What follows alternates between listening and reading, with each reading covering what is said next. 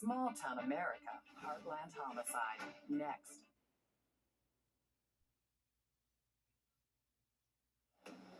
Nashville, Michigan, October 3rd, 1985. It happened on a fall night like any other. Except for one thing. Rodney Fancher is about to take his last breath. This is a small town. Things like this don't happen here. The hunt for an unknown killer begins, leaving investigators desperate for clues. Who's he running with? Who's he dealing with? Is he involved in criminal activity himself? As the web of the crime slowly begins to untangle, the truth behind the murder is far more disturbing than anyone imagines. Somebody's going to get hit tonight.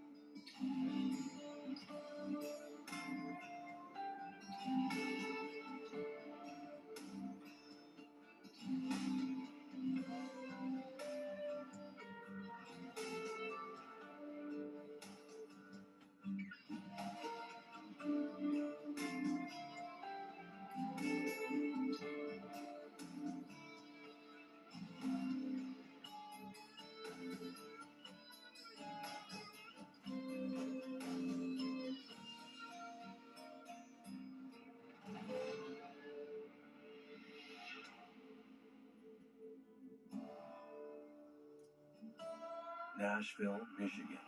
Population 1,684. A quiet town 2 hours west of Detroit, but one that feels like a lifetime away. Once the record holder for the world's longest ice cream sundae. A town where everyone knows each other, where residents keep their doors unlocked. A town where murders don't happen. 40 minutes east of Lansing, Michigan. 24-year-old Rodney Fancher, on leave from the Army, lives with his mother, Mary.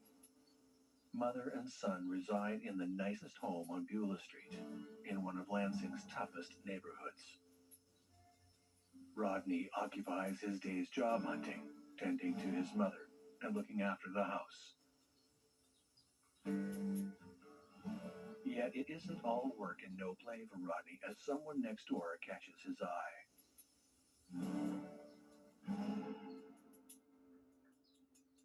Next door to the Fanchers, in a cluttered, shabby house, are the Bouchard family. Matriarch Anna, Anna's youngest daughter, Cora, Cora's two young sons, and, occasionally, Anna's eldest daughter, Peggy, along with her husband, Harold Snake Stevens. Their next door neighbors fell in love, started dating anyway. Then he had to go do another tour. When he came back, they started getting very serious at that point. So when the opportunity presented himself, Rodney moved in. It was quite a group of people in a very small house, quite frankly. After the loss of their 14-month-old daughter, Peggy and Harold moved back in, attempting to cope with the tragedy. Peggy and Harold had been living in Arizona, and they moved back closer to home to be with family after suffering their loss. Still grieving, Peggy and Harold find solace in Cora's two young children, their nephews, Brian and Brad, with Harold taking an exceptional liking to young Brian. Harold sees Brian as a totem of what could have been. He sees him as another chance to be a father. Cora had a 6-year-old son and a 2-year-old son, I believe it was, at the time. So Rodney assumed the role as a father there because the father was not around. But before Rodney showed up, Harold Stevens and Peggy Stevens were the ones that kind of looked after young Brian and developed a real good relationship with him. That's where the problem began. Cora's $500 a month child payments and her part-time job with the National Guard go towards the bills for the little house on Beulah Street. As Anna, Peggy and Harold are all on welfare. But after months of living in tight quarters, and with Rodney finding the odd job here and there, the young couple decide it's time to move out.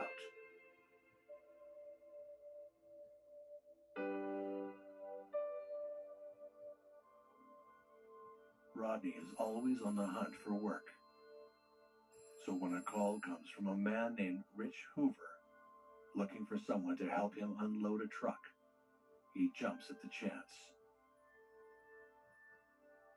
Rodney asks Hoover where he found his name and phone number. Hoover tells him that it was posted on a work wanted bulletin board at a truck stop in the city. Rodney asks the Bouchards if they know anything about his name up at the truck stop. And Anna says she and Peggy put it there to help him out. Rodney's not thrilled with the actions of his in-laws, but is grateful for the chance to prove himself.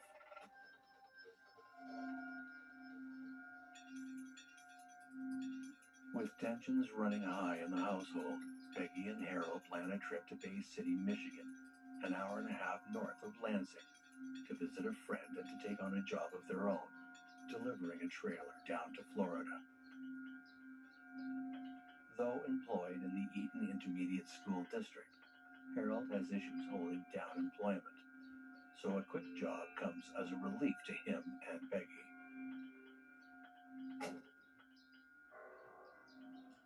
On the night of October 3rd, 1985, Rodney leaves the Bouchard home in Lansing, says goodbye to his mother, and meets Hoover at a bar in Otterville, Michigan, 20 minutes outside the city. That's the last time anyone sees Rodney Fancher alive. Rodney pulls into the bar's quiet parking lot, spotting Hoover's truck under a burnt-out lamppost, tucked away from the other vehicles. Rodney carefully approaches, peering into the shadows within. A hand emerges from the darkness, beckoning Rodney inside. Hoover lures Rodney with the promise of $80 for one evening's work to help unload a truck. Rodney doesn't know where the truck is, only that Hoover insists that they take one vehicle and leave Rodney's behind.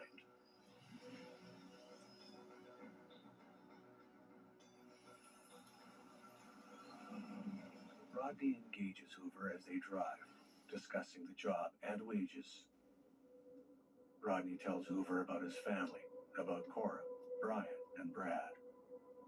He tells the man how grateful he is for the work, and that he's been saving up to rent an apartment with his fiancée. A place that they can start fresh, a place to call their own. The two men drive on, finding themselves in Nashville, Michigan, as the evening descends. Rodney becomes uneasy and asks Hoover if they're approaching the truck. Hoover says nothing.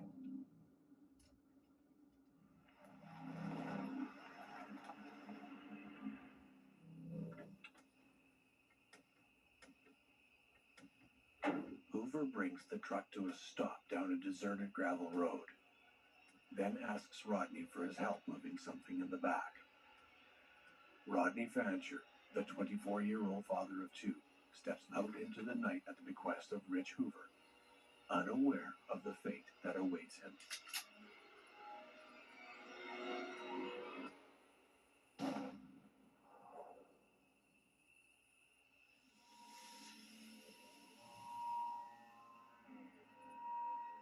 But why did Rich Hoover shoot Rodney?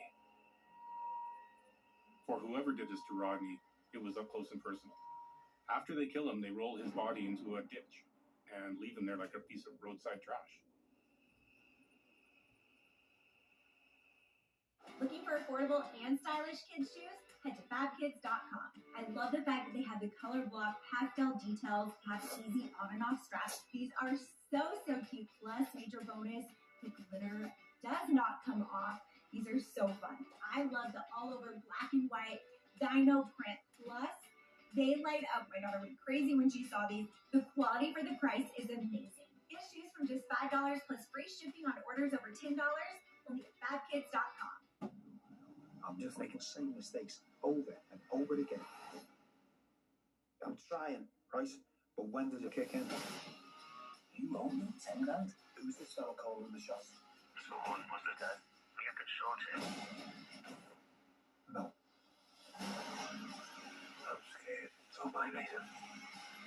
I'm really hoping this is all just some mix-up, because if it's not, you're dead. But y'all, I get to decide when I get paid. It's kind of crazy. We can't choose when we get paid. Chime changed that for me. My pay lets me get up to $500 of my pay when I need it. There's no interest, no credit checks, no mandatory fees. My pay gives me the freedom to handle anything that life brings. I have big goals, and I'm not waiting for payday anymore. And you shouldn't either. That's why I Chime. Join me at chime.com and get paid when you say. I have bad bunions. Wish they'd disappear. Sad. Future me. And no bunions. How? Lapiplasty corrects bunions at the source, meaning you're back in sneakers in weeks. Weeks! The future of bunion surgery is here. Learn more at lapiplasty.com. Risks include infection, pain, and loss of correction. It is amazing to have collagen. I used to have a probiotic, a green juice. I replaced it all with this Arma colostrum. And if you don't know what colostrum is, it is amazing. It is a bioactive whole food. It has all the essential nutrients you need for your skin, your gut, energy, focus, mood, performance, your hair, like immune system. It strengthens, supports all of that. The first thing I noticed was the energy and recovery that it had after workout. If you want to try it, try armor.com. Litter Robot has now solved the litter box problem for over 1 million pet parents around the world. Hi, I'm Brad Baxter, founder of Whisker and Litter Robot. 25 years ago, I inherited 2 cats and an overflowing litter box. I have a background in engineering, so I was thinking of ways I could automate the litter box process. The result was Litter Robot, a fully automatic, self-cleaning litter box. You'll never scoop again, and your cat will always have a clean bed of litter. Join the Whisker family and try Litter Robot today. When you get approved with Drive Time, you get the real deal. It's the Drive Time Real Deal Maker. Lets you customize the real down payment and monthly payment of the car you want to buy. That's super smart. And the deal you make on your phone is the deal you pay. You make the deal yourself. Get the real deal at drivetime.com. Looking for a way to stretch the dollar? With Insurify, you can cut your car insurance bill in half. Scroll through dozens of prices and tap to switch online. That's it. No phone calls and no wasted time. Go to Insurify and save today. Nashville, Michigan, a quiet town of over 5.6 square kilometers with a population of 1,500. Nashville is quintessential small-town America, from its rolling farmlands to its many back roads. But on the night of October 3rd, 1985, everything changes when Rodney Fancher is murdered in cold blood.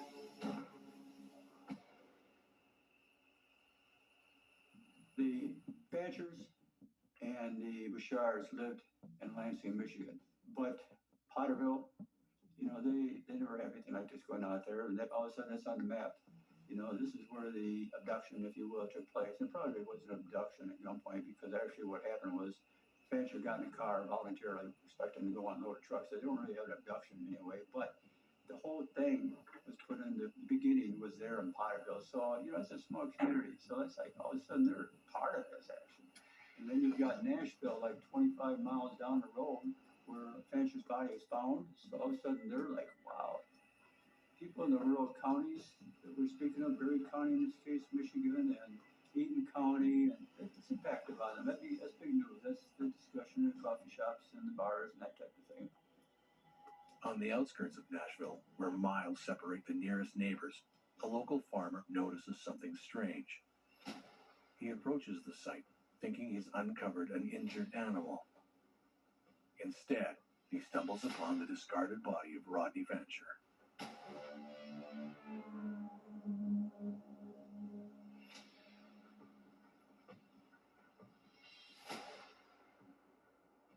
The civilian found the body laying in the woods next to a road. The sheriff's department called out, handled the scene that day.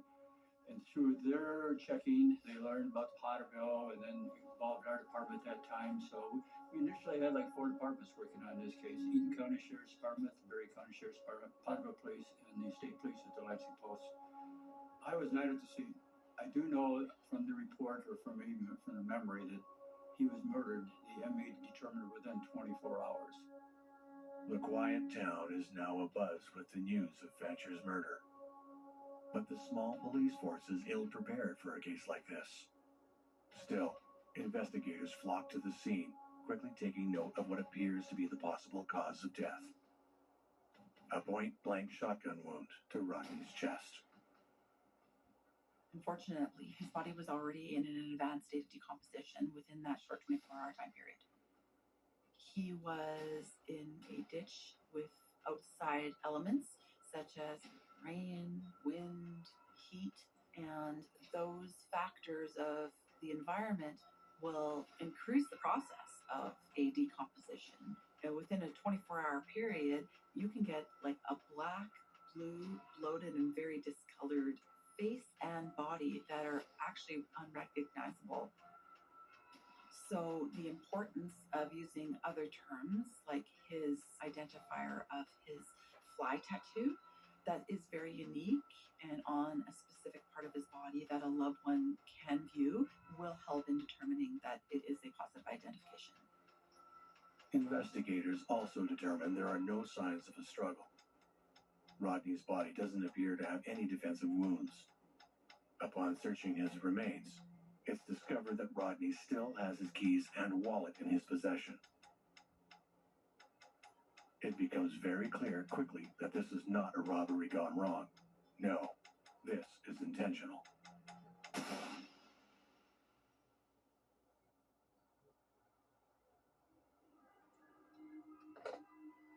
Meanwhile, at the Bouchard house, Cora is seeking answers. Rodney has yet to return home from the night before. Aware that he's made arrangements to meet with Hoover at the bar in Potterville, Cora takes matters into her own hands. She calls the bar, hopeful that Rodney is there. That maybe he overdrank and did the responsible thing by sleeping in his truck. The bartender tells Cora that there's a similar-looking truck in the parking lot, but they're unsure if anyone's in it. That's all Cora needs to hear. She hangs up and dials the police, wishing for the best, but preparing for the worst. Police rush to the bar where they find the truck. Investigators make a note of the license plate and radio it in. Dispatch quickly confirms the truck belongs to Rodney. With this discovery, Cora's worst fears come true. It does not appear to be robbery. Okay, he's targeted. Who wants to target him? So you start performing what we call a victimology, and a background on Rodney in this case to determine who's he running with, who's he dealing with, is he involved in criminal activity himself? Has he been seeing someone else's wife? You got to go that route basically and start identifying possible suspects.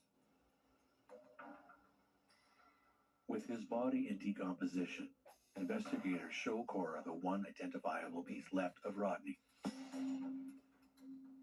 When Cora sees his housefly tattoo, the world crumbles around her.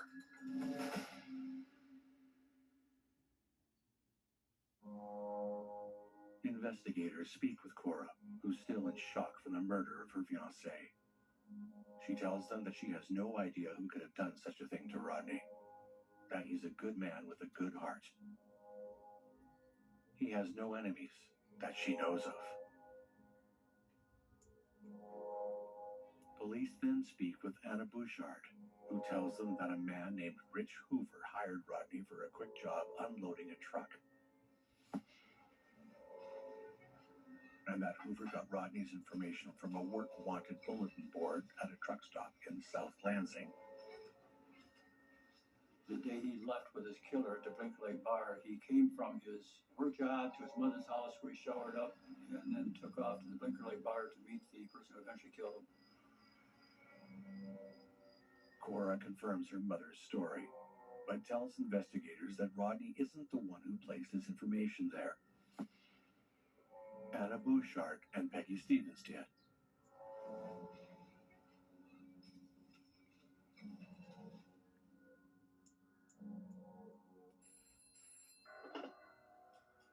When the call comes from Rich Hoover looking to pay Rodney for an honest day's work, the young father of two jumps at the opportunity.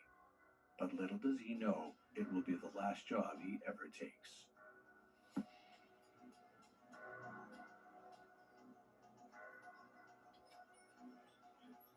At that point, we have a name, Rich Hoover, the trucker supposedly used. So we're trying to run down some information on a Rich Hoover, checking at the truck stop with Rodney Fancher's picture, asking employees, asking truckers, asking mechanics, things like this. Anybody know Rich Hoover? Anybody seen this guy here? But nobody has seen Rodney or knows anyone named Rich Hoover. Because no one observed Rodney Fancher at the truck stop posting notice that he wanted work. Nobody observed anybody at that truck stop making that post. Nobody knew the name Rich Hoover. Didn't mean for sure that everything went down as it initially appeared to be, and that being that his name was up there. The only suspect police have is a person by the name of Rich Hoover, but without any description of what he looks like or a location for him, they really have nothing else to work with. As the investigation ramps up, the search to find the mysterious Rich Hoover begins. But several questions remain. Who is Rich Hoover? And what role does he play in Rodney Fancher's murder?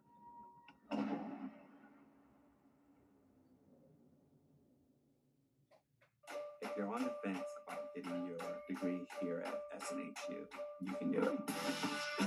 All it takes is one simple step. I can change your life forever. Start your future today at snhu.edu. Huh. How long have you been tracking our car's value with Carvana? Just like 7 months. Should we sell it? We hold. Oh, silver vans are going for more right now, should we? Our low mileage is paying off. You think we should? Hold. Depreciation's really heating up, you think? We just did 2.5%! Now! Already sold to Carvana. Go to Carvana and track your car's value today. I have PCOS. It can cause unexplainable weight gain. Having to go through Weight Watchers Clinic and now taking a GLP-1, you just feel that extra level of support. And I'm like 2 pounds away from my goal weight, which is like... You know what I love about Quick Hit Slots? It's the mobile slots game that gives you those authentic Vegas thrills. And it's free to play. You just can't beat it. That moment just before the big win. Quick Hit Slots has all the games you know and love. And best of all, the jackpots. Find out why millions are playing it. Download Quick Hit Slots for free and get a 6 million coin bonus. Make every day a winning day.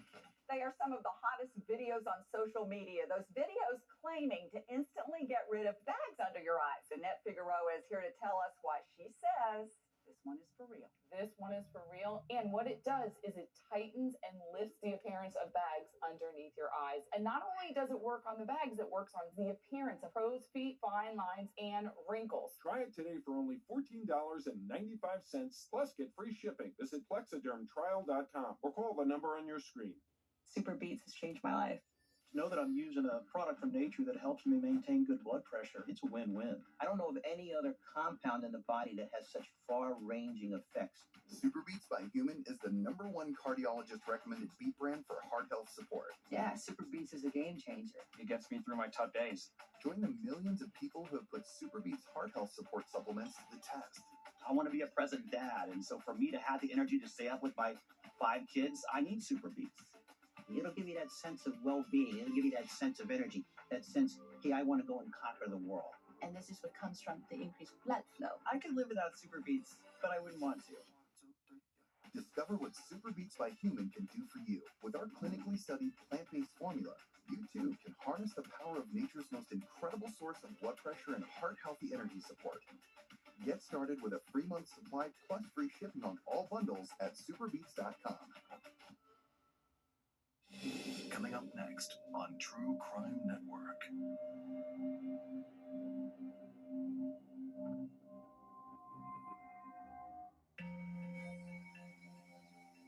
24-year-old Rodney Fancher has been murdered, and police are on the hunt for a man named Rich Hoover, with whom Rodney had been traveling to a job site. A crime scene with a severe lack of evidence leads investigators from the Michigan State Police, Eaton and Berry County Sheriff's Departments, and the Potterville Police to join together to help bring a murderer to justice. Police circulate Rodney's photo to employees and patrons of the bar in Potterville where he was last seen. Truck drivers and restaurant workers at the truck stop where Rich Hoover allegedly retrieved Rodney's information. But no one recognizes Rodney, and no one knows who Rich Hoover is. We see a lot of situations where strangers are perpetrating a crime, but more often than not, it's somebody who knows the victim. Maybe they don't know him directly, but indirectly they do. They're down the street, or they're related, or they're in business where there's some kind of connection to the victim. It's not random.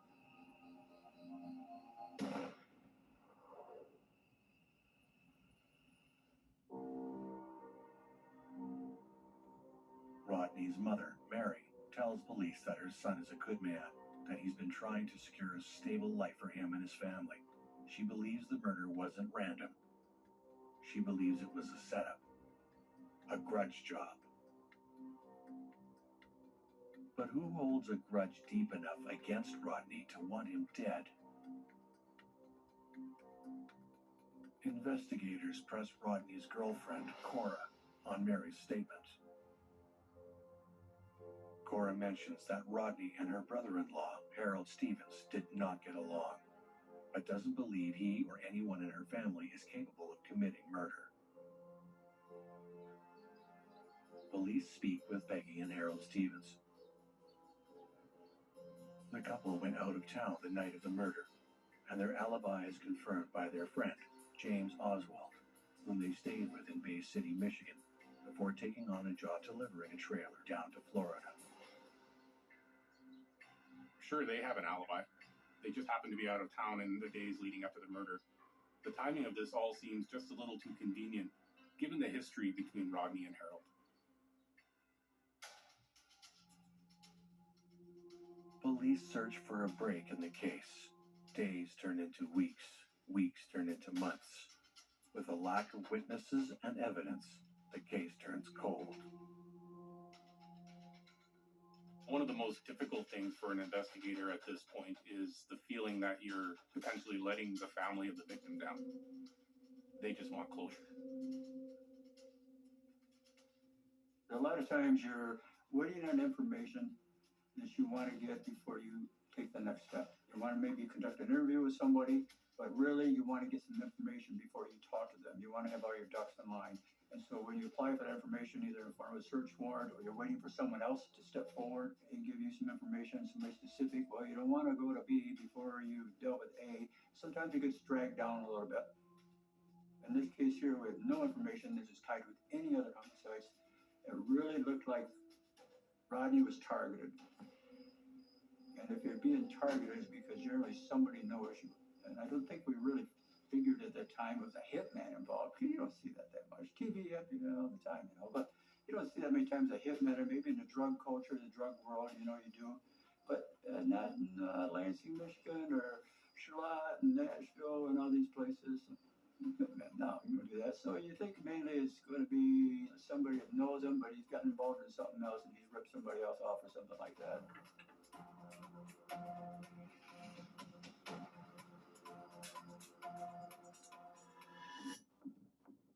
Investigators go back to the drawing board and examine the facts. Though he has no more than an 8th grade education and constantly struggles to hold down a steady job, Rodney promises Cora that he'll take care of her, that he'll give her and her 2 sons a better life, no matter what the cost.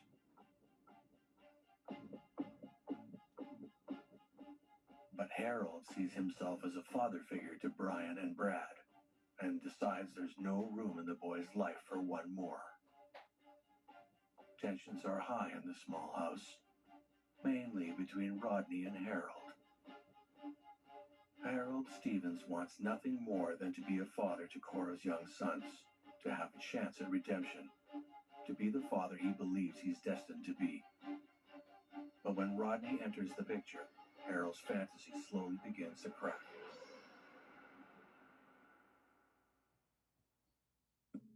Living off Cora's part-time salary and her $500 child welfare checks is enough for Rodney and Cora to begin searching for a home of their own, somewhere far away from the crowded house on Beulah Street. But the tension between Rodney and Harold isn't the only one about to boil over in the small house.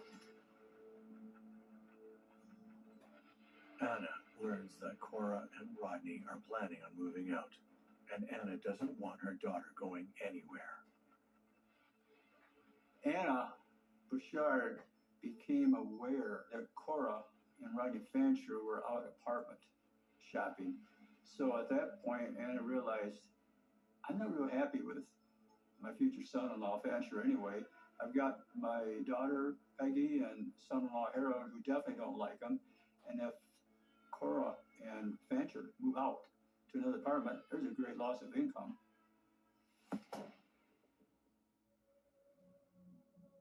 Police question the Stevenses, who confirm the bad blood between Rodney and Harold, yet maintain their innocence. They're not killers. They reiterate their alibi. They visited a friend in Bay City the night of Rodney's murder. Then they traveled to Florida, taking on a job of delivering a trailer. Even though the Stevenses have an alibi, do they know more about Rodney's murder than they've let on? Or is Rodney's murder a case of a job gone wrong? Could a dispute about wages have sent Rodney to his grave? With all the facts that have come to light, two possible theories emerge. Scenario number 1. Rich Hoover, a hot-tempered man with a no-nonsense attitude, takes advantage of low-skilled workers looking for odd jobs, lowballing their worth for strenuous tasks. Hoover calls Rodney looking for a one-time job to help him unload a truck. They arrange to meet in the bar parking lot of a Potterville bar, with Hoover paying Rodney $80 for his services. Rodney agrees, then hangs up. He questions the fact that Hoover says he got his information from a truck stop bulletin board, which he didn't do. Anna admits she and Peggy did it to help Rodney out. Though he's upset with his in-laws, Rodney's excited at the prospect of earning his keep. Rodney meets Hoover at the bar the night of October 3rd, 1985. From there, the two men pile into Hoover's truck to head to the job site, leaving Rodney's vehicle behind. Rodney voices his concerns about the distance they've traveled and how long the job will take. He lets Hoover know that he expects to be paid more for his time. Hoover tells Rodney he won't pay him more than the agreed-upon amount, which causes the men to argue, with Hoover pulling over onto the side of the road in a rage. Perhaps Hoover exits the truck to cool down. Rodney watches from inside, unsure how to proceed. He decides to go talk to Hoover to calm the seas, but hot-headed Rich Hoover is waiting for Rodney when he steps out. He shoots Rodney in the chest at close range, killing him instantly. He then drags Rodney's lifeless body into the ditch, leaving him for nature to consume.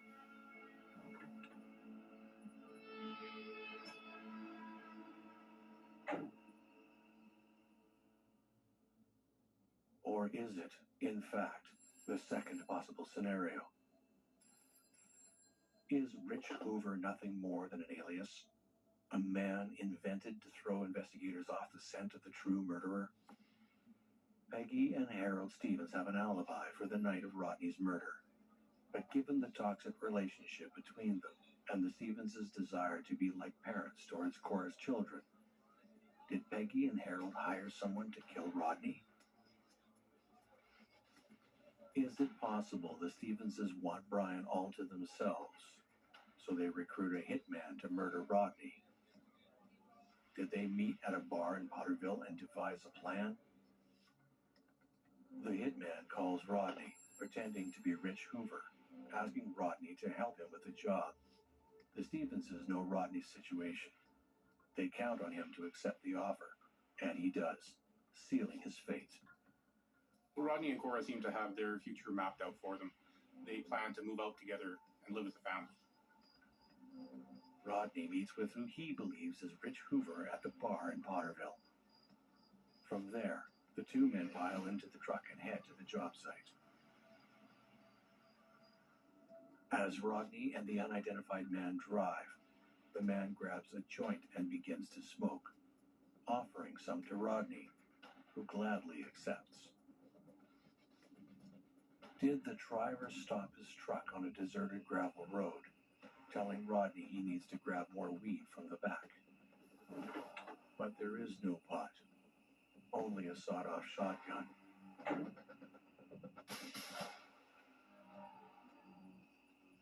The man eyes the gun, then calls out for Rodney's help. And when Rodney exits the vehicle, he's greeted by his killer, pointing a sawed-off shotgun square at his chest.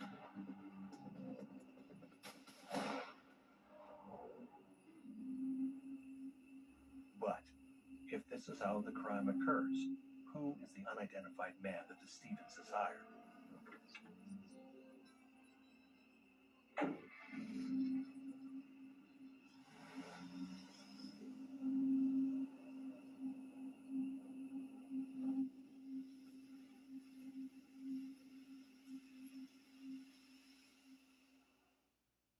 At Consumer Cellular, we pride ourselves on getting you the exact same nationwide coverage as the leading carriers for up to half the cost.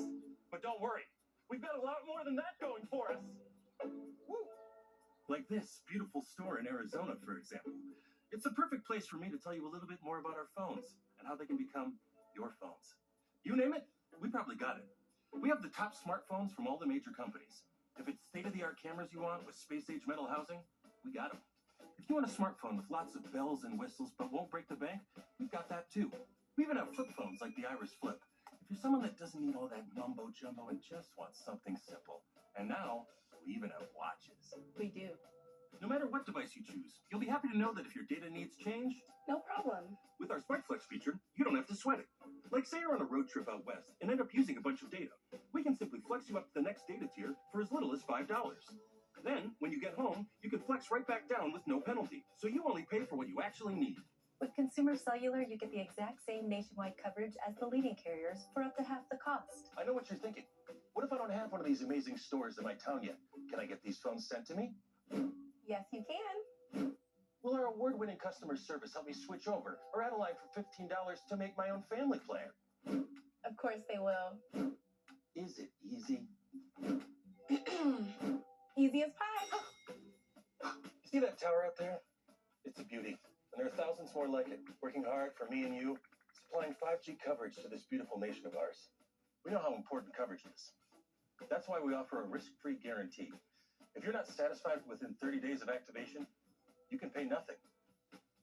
Oh, look. New customers save $50 when you sign up today. Call 800-311-5340.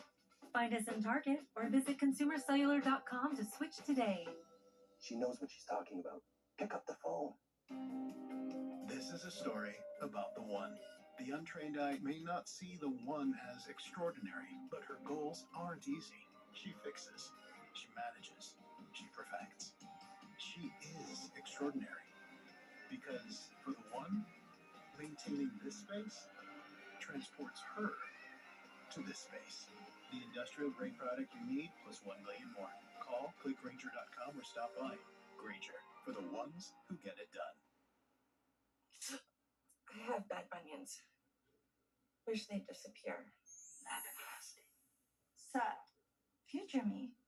And no bunions. How? Lapiplasty corrects bunions at the source, meaning you're back in sneakers in weeks. Lapiplasty. Weeks! The future of bunion surgery is here. Learn more at lapiplasty.com. Risks include infection, pain, and loss of correction. How long have you been tracking the value of our car? Should we sell it? We hold. Our low mileage is paying off. You think we should? Hold. Already sold to Carvana. Go to Carvana and track your car's value today. 24-year-old stepfather of two, Rodney Fancher, has been murdered. But with limited evidence, no witnesses, and a suspect that can't be traced, the investigation is at a standstill. After months of searching and hundreds of unanswered questions, a surprising witness comes forth with some damning evidence, giving investigators the break they've been searching for.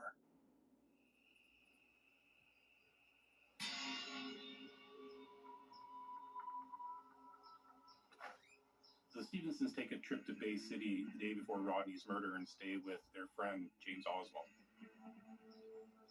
It was only when James Oswald phoned the police and provided that tip that everything fell into place. James breaks down Peggy and Harold's visit. He and the Stevenses go to a nearby bar the night of Rodney's murder, where Harold acts strangely. Not soon after, Harold begins talking about an unnamed child abuser, one who's about to get picked up, bumped off, snuffed out. We learn that there's a man named Jim Oswald, and Harold Stevens, he says to his friend, let's go to a bar where you are known, and we can sit around and establish an alibi here because somebody's going to get hit tonight. A child abuser is going to get hit tonight.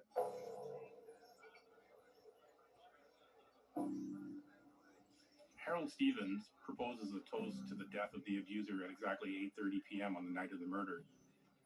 He makes sure to point out the time to James Oswald. James notes this as being somewhat strange.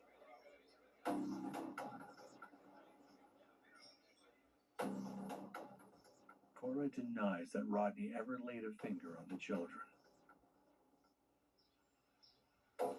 James also mentions to police that he spoke with the Stevenses upon their return from Florida, when Harold came to purchase James's old motorcycle. When James tells Harold about the news of Rodney's passing, Harold tells James he expects the investigation to be a short one. And they made some incriminating statements to Oswald at that point. Yet, even with this new information, the question remains, if the Stevenses did in fact orchestrate Rodney's murder, then who did they hire to pull the trigger?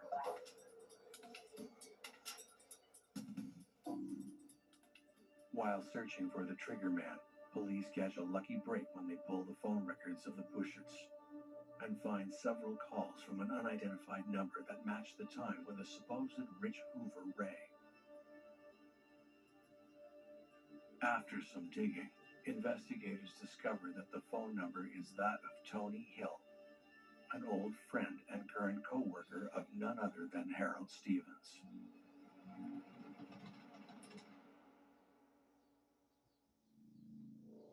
Tony Hill, a janitor living in Charlotte, Michigan, is brought in for questioning. He tells investigators that Harold often discussed his troubles with Rodney, but that his friend isn't capable of murder. For his alibi, he claims to have been at home the night of October 3rd, watching television. But with no one else to back up his claim, and his intimate knowledge of Harold Stevens' vendetta against Rodney, police keep Tony as one of their top suspects. James Oswald then reveals that he sold his motorcycle to Harold, who then passed it on to Tony as a down payment for the murder. But the biggest break yet comes from Peggy Stevens herself. She tells investigators everything in exchange for immunity. Peggy Stevens is an eyewitness to this crime, which is a crucial piece of evidence to the prosecution. And so that's why, in a situation like this, where there's not a lot of other evidence linking the accused individuals, the police and the prosecution may be willing to cut a deal and offer someone immunity in exchange for that information. Peggy's chain of events paints a horrifying picture as the case goes to trial, but nothing could prepare anyone for the truth. The Stevenses, still reeling over the loss of their 14-month-old daughter, take a special liking to Cora's eldest son, Brian, particularly Harold, who sees himself as a father figure to the boy. But all that changes when Rodney comes into the picture.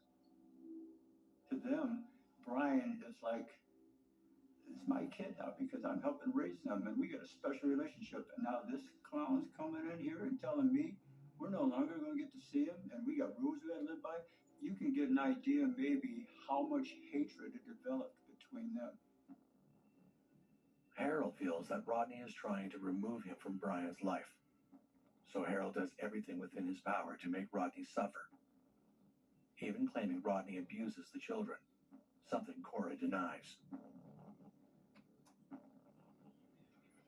When that doesn't work, the Stevenses opt to send Rodney a more serious message. At first, they discuss beating him up, but then decide they need to do something a little more permanent. Harold, who recently found work in the Eton Intermediate School Division with his friend, vents his frustrations to Tony, eventually convincing his friend to murder Rodney for $1,000. Knowing Rodney is desperate for work, Tony calls the Bushard house, pretending to be Rich Hoover, an alias created by him and the Stevenses. From there, the plot to end Rodney Fancher's life is set into motion.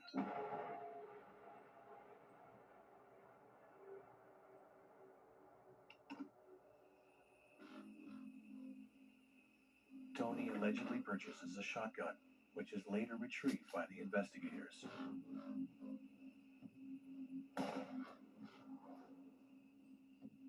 The autopsy reveals that the plastic from Tony Hill's shotgun lodged itself into Rodney's chest. Police believe the case is solved.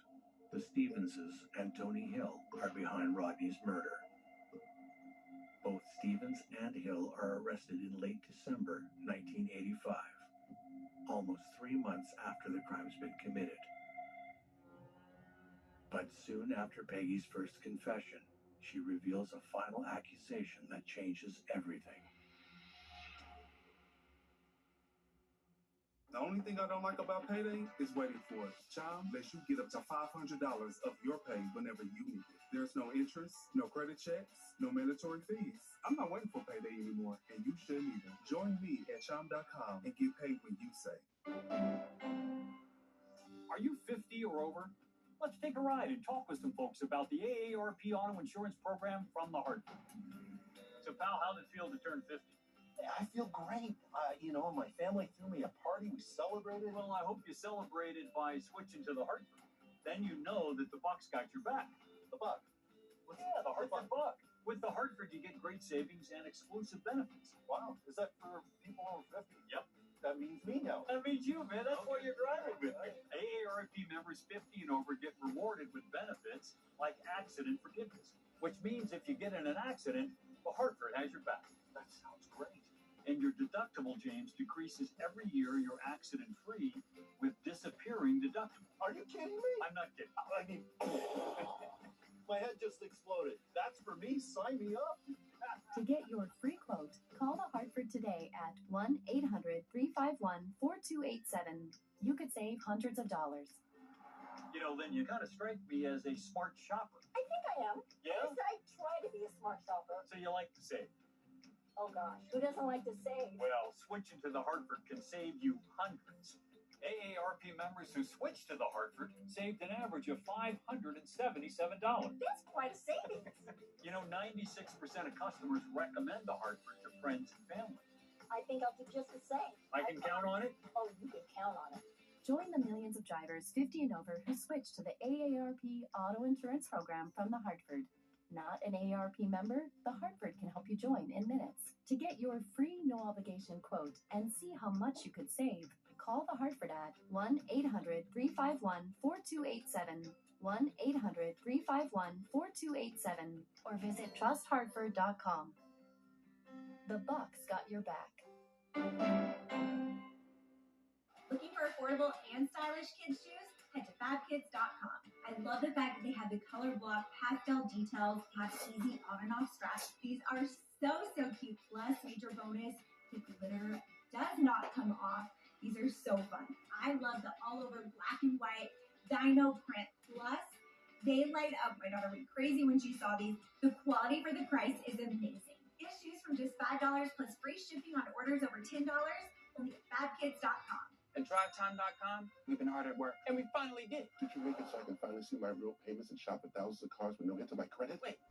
Yes! Shop for cars online with no credit hit. Yeah! Go to drivetime.com and get approved with no credit hit. When big city crimes hit small town America, it was so shocking. Detectives try and piece together the clues. In these quaint communities, Heartland Homicide, next on True Crime Network.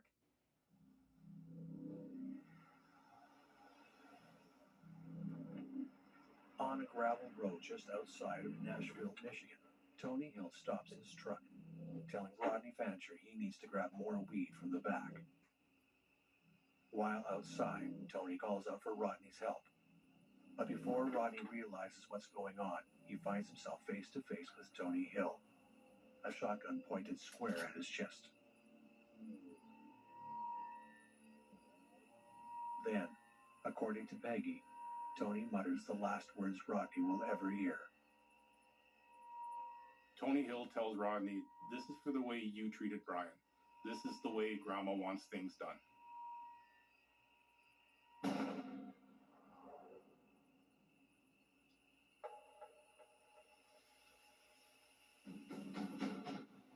Tony Hill, Peggy Stevens, and Harold Stevens are merely just puppets on a string in an elaborate plot put into motion by none other than Cora's mother, Anna Bouchard. With Peggy's testimony and the recovery of the murder weapon, it's enough to put Harold, Tony, and Anna away. All three receive life sentences for first-degree murder and conspiracy, with Anna and Tony both receiving an additional 30 to 60 years on the conspiracy charge. But there's still one more surprise in store. A mistrial during Anna's court appearance threatens the very fabric of the case. An appellate court concludes that the circuit court judge erred by not allowing prior testimony to be read back to the jury in Anna's case, and that this could have potentially affected her right to due process. So Anna's conviction is overturned, and she's granted a second trial at which she can again argue that the prosecution has not proven their case beyond a reasonable doubt. However, an unlikely witness takes the stand during Anna's retrial, her cellmate, Rhonda Howlett. Howlett tells the court that Anna confessed to everything during their stay in prison. She corroborates Peggy's version of the events down to a T. Anna Bouchard is hopeful that her second trial will change her life sentence, and her wish comes true, for the most part. Bouchard receives 2 life sentences instead of 1. Cora Bouchard claims Anna called her after her second trial, but not to ask forgiveness about her daughter and grandchildren, but rather about the little house on Beulah Street, a house once bursting at the seams with the laughter of children, now quiet and cold and empty. Rodney Fancher was a man with his whole life ahead of him, who wanted nothing more than to be a father and provide for his family. And a small town, 2 hours west of Detroit, one where things like this don't happen.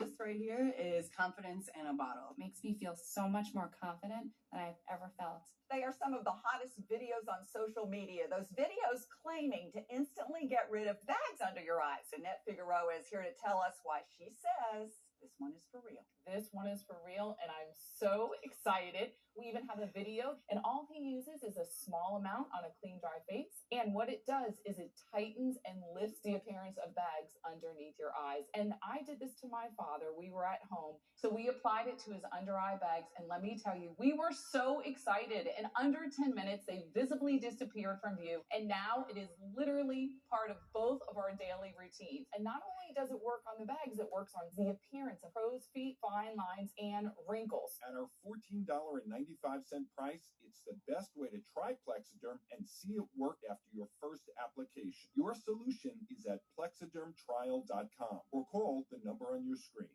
This summer, we're in a race against time as temperatures rise. Abused and neglected animals across the country are suffering right now in the unbearable, scorching heat. They're thirsty and panting, chained outside with no water, and many are desperately trying to hang on for just one more day. Extreme heat can have a major impact on animals, and we see that all the time. You know, without shade, to be without shelter, without adequate water, and basically just left out there dealing with the baking sun all day. Will you come forward to help save an animal in distress today? Visit joinaspca.org. Call this toll-free number or scan the code on your screen to be counted for this life-saving appeal. Donate now, and with your gift of just $19 a month, you can help save an animal's life this summer. Go online, call, or scan now. It's just 63 cents a day. We will put your gift to work right away, rescuing animals who might not survive if we don't get to them soon. But the situation is urgent, and tomorrow could be too late for an animal who is suffering in the sweltering heat right now. In my mind, 1 more hour is not acceptable. These animals have suffered enough. This is no way for any animal to live, and it's heartbreaking to imagine what they are going through. They're desperately trying to hang on, but time is running out. Your support is the help they need right now. Don't wait. These animals have been dealing with that environment and probably much worse for a long time. So visit our website, call this number, or scan the code on your screen, and donate just $19 a month. Do it in the next 10 minutes, and we'll send you this free welcome kit, including our limited edition Animal Champion t-shirt. We cannot put an end to this type of animal cruelty without the generous support of the ASPCA donors. If there ever was a time, this is it. So if you sign up in the next 10 minutes, we'll send you this free welcome kit, including this beautiful t-shirt for taking action right away to save an animal's life this summer. These animals have suffered enough, and maybe you're going to be the reason why those animals will never have to suffer again. We're in a race against time to reach vulnerable animals who are barely hanging on. Help rescue an animal today. Go online, call, or scan right now. I have bad bunions. Wish they'd disappear. Sad. Future me.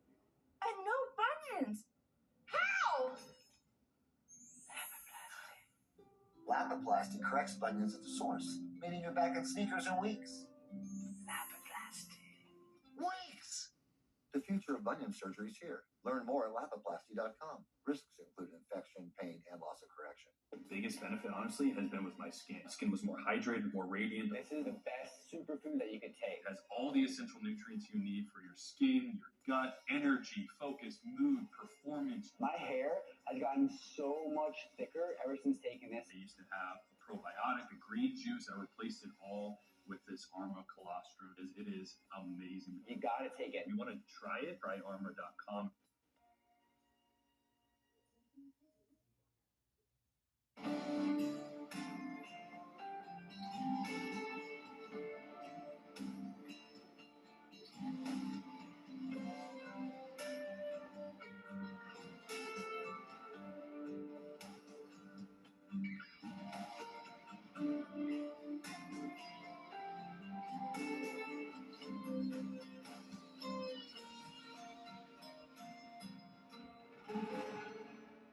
city crimes hit small-town America. Heartland Homicide.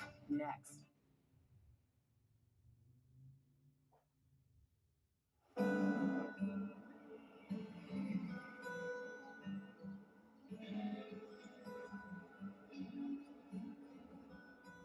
Cathy Ford answers a seemingly normal phone call on February 17th, 1988. What she doesn't know is that this phone call will have deadly consequences.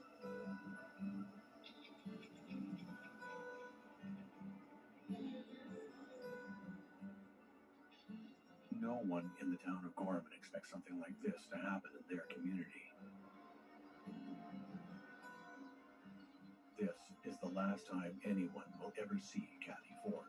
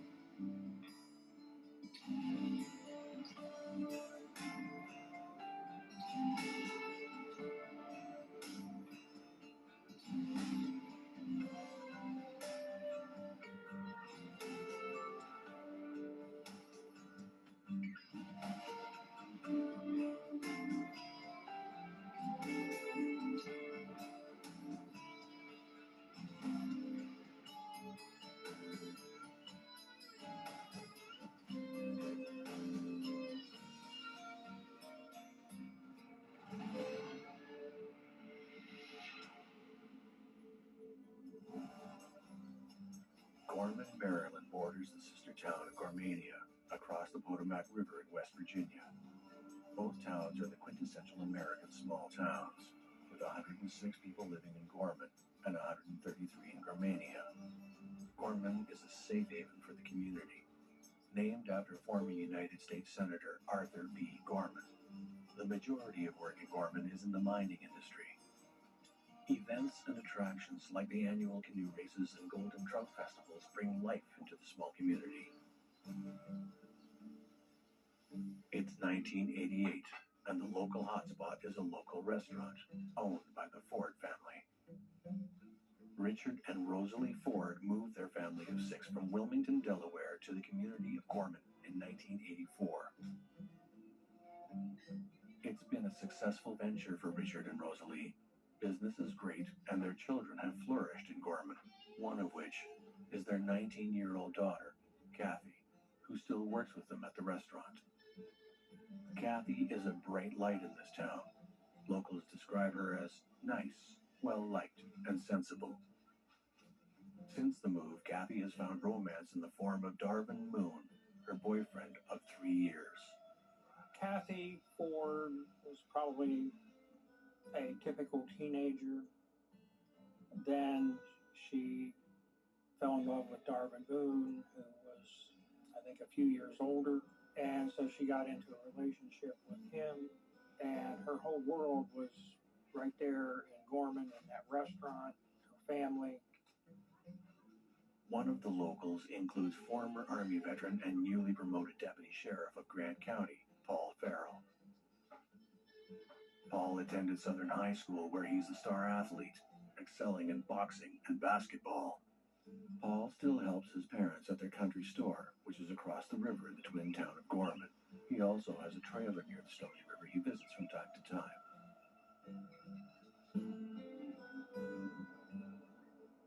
Cathy and Paul have bonded considerably since she moved to Gorman. Cathy wants to do bigger and better things, despite being trapped in Gorman because she has to help with the restaurant.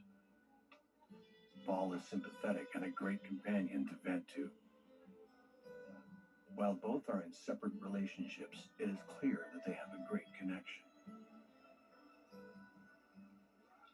She expressed a lot of desire to get out of it, but she was kind of trapped. February 17th, 1988 begins like any other day. Cathy arrives at work, makes a pot of coffee, and prepares the restaurant for the day. As the morning goes on, something strange happens.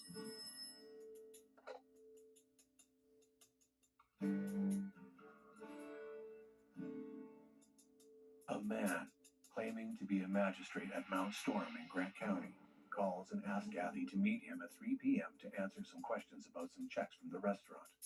He explains he believes they are dealing with check fraud.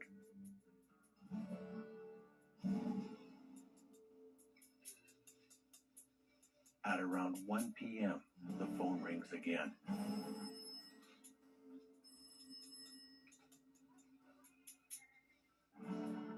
On the phone is an undercover cop. He informs Cathy that they are investigating the restaurant's liquor license.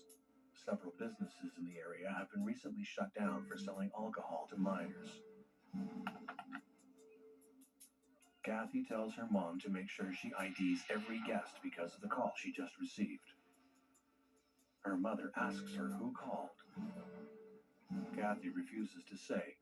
When pressured further by her mother, Cathy responds, "No, he'll lose his job."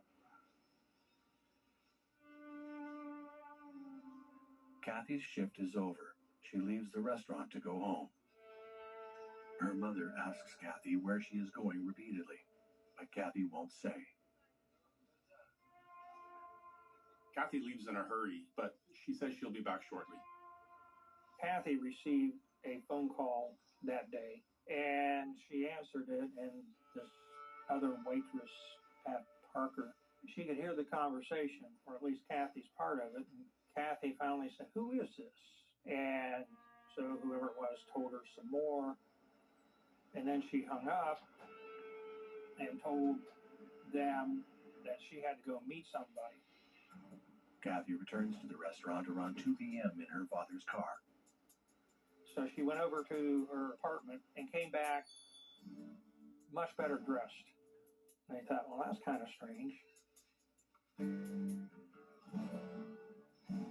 Pat asks where she's going, but Cathy again won't say. This is the last time Pat or any of her family or loved ones see Cathy alive.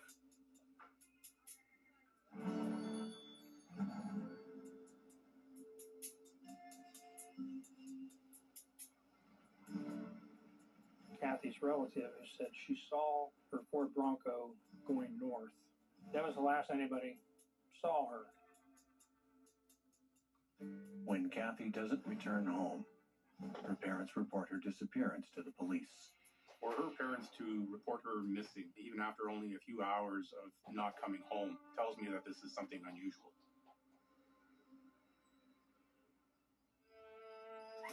At 8:30 p.m., Paul Farrell joins his friends at a local bowling alley. He drove up to Oakland to play in a bowling league that night, and all of a sudden he got a phone call.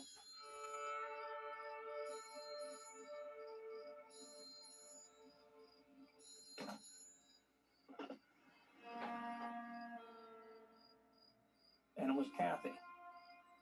And she sounded very afraid. She said, "Darvin found out something about me."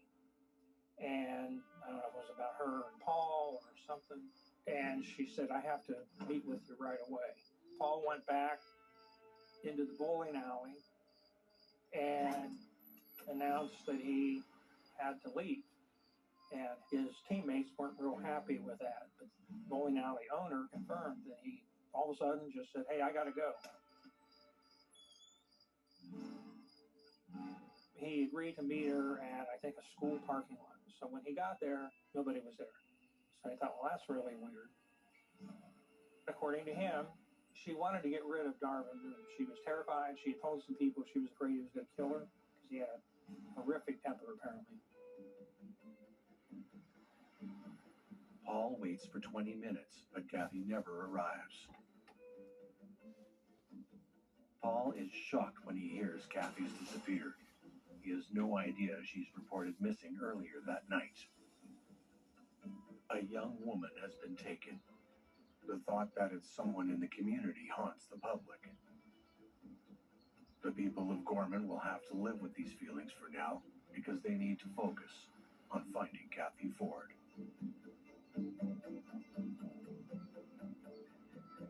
The day after Cathy's disappearance, the Ford's restaurant has now become ground zero for the search. Though distraught, Cathy's parents, Richard and Rosalie, are putting on brave faces. What matters most is finding Cathy. Along the tree line of Highway 50, local residents search for Cathy. Leading the search party, along with Officer Smith, is Paul Farrell. As a local resident and a deputy sheriff, he is trusted with the task. The Ford family feels they are in good hands with him, as he is well known and respected in the community. Investigators who live and are from a small town often are more intimately aware of the environment. They know the people very well. They know the places that kids go and hide. They know all the nooks and crannies associated with that community. It's a luxury almost to have people in your law enforcement agency who are from that community. 2 days later, on February 20th, Paul's girlfriend, Cathy Bernard, asks if he's heard about Cathy Ford's disappearance. Paul is aware that Cathy is missing. He's concerned people suspect he has something to do with it. Cathy's car is last seen headed towards Mount Storm, where his trailer is located. A guy named James Coon, who testified he was driving up the road, and Cathy Ford was in front of him in her Ford Bronco. This was on the day that she disappeared. And he saw her turn on to, I think it's Bismarck Road, which is the road that Paul's trailer was on. And so that was the last anybody supposedly saw her. While cleaning up around his trailer, Cathy Bernard finds a note in one of Paul's pairs of pants. The note depicts two people setting up restaurants to sell alcohol to minors by using fake IDs.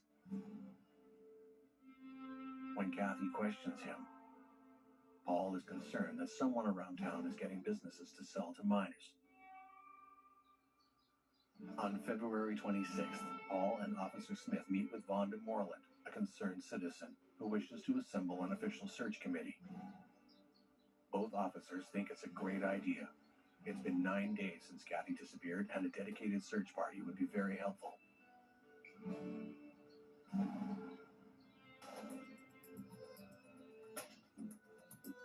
A young woman approaches Officer Smith. She describes a disturbing event that happens to her on the day of Cathy Ford's disappearance.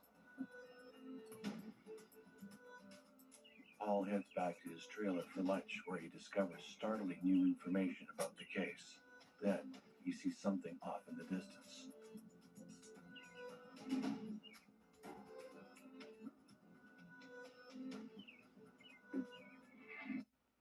Hey, I just got a text from my sister. You remember Rick, her neighbor? Sure. He's the 76-year-old guy who still runs marathons, right? Sadly, not anymore. What? You mean... Mm-hmm. Just like that. Wow. So sudden. We're not about to have the we need life insurance conversation again, are we? No, we're having the we're getting coverage so we don't have to worry about it conversation. So you're calling about the $9.95 a month plan from Colonial Penn? I am. We put it off long enough. We are getting that $9.95 plan today. Is it time for you to call about the $9.95 plan? I'm Jonathan from Colonial Penn Life Insurance Company. Sometimes we just need a reminder not to take today for granted. It could be the death of someone you know or a health scare. That's why today could be a great day to call for free information about Colonial Penn's $9.95 plan. If you're age 50 to 85, you can get guaranteed acceptance whole life insurance starting at just $9.95 a month. There are no health questions, so you can't be turned down for any health reason. This is permanent coverage. Just pay your premiums for lifelong security. The $9.95 plan is Colonial Penn's #1 most popular whole life plan. Options start at just $9.95 a month. That's less than 35 cents a day. Your rate can never go up. It's locked in for life. Don't put it off. Take the first easy step. Call today for free information. And you'll also get this free beneficiary plan. So call now. Call 1-800-243-5651 for your free information and free gift. That's 1-800-243-5651. There's no risk or obligation. That number again is 1-800-243-5651. 1-800-243-5651. Call now. Hello, Colonial Penn? Growing up, I had a serious issue with my relationship with food, so I joined Weight Watchers. Never looked back. I've lost 70 pounds, and I learned to embrace every version of myself along the way. What happens in Vegas stays. Not anymore. Play Quick Hit Slots, the free-to-play mobile slots game that everyone is playing from coast to coast. Quick Hit Slots gives you all the fun and excitement of authentic Vegas slots. So if you love daily bonuses with endless spins and prizes, Quick Hit Slots and you are a winning combination. Download Quick Hit Slots for free and get a 6 million coin bonus. Make every day a winning day. As a military veteran, I've applied a lot of my discipline to my sales job. My paychecks are great, but commission can be unpredictable. Now I have Chime with Spot Me. They can cover you up to $200 in between paychecks with no overdraft fees. Join me at Chime.com. What made me choose SNHU was it was completely online and it was affordable. Searching for your future? Go to snhu.edu. Looking for a way to stretch the dollar? With Insurify, you can cut your car insurance bill in half. Scroll through dozens of prices and tap to switch online. That's it. No phone calls and no wasted time. Go to Insurify and save today. Gorman, Maryland borders the sister town of Gormania across the Potomac River in West Virginia. Both towns are the quintessential American small towns, with 106 people living in Gorman and 133 in Gormania. These small towns are rocked by the tragic disappearance of 19-year-old Cathy Ford, a young woman with her whole life ahead of her. Members of the town have rallied together to search for Cathy Ford.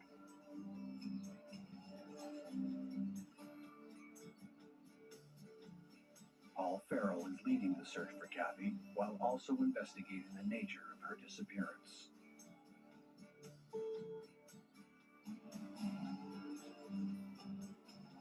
The investigation is at a standstill, but when the police receive new information and Paul Farrell sees something that shocks him, the case is starting to heat up.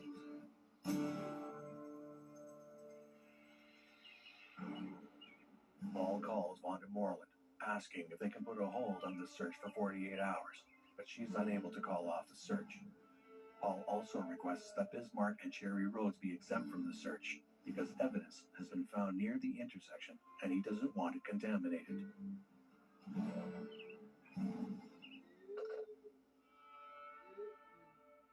And then a potential break in the case. A young woman around the same age as Cathy Ford tells the police about a phone call she receives the morning of Cathy Ford's disappearance. The man claims to be a magistrate and says he is conducting an investigation into someone she knows, telling her she needs to meet him at the Mount Storm Fire Hall to discuss it.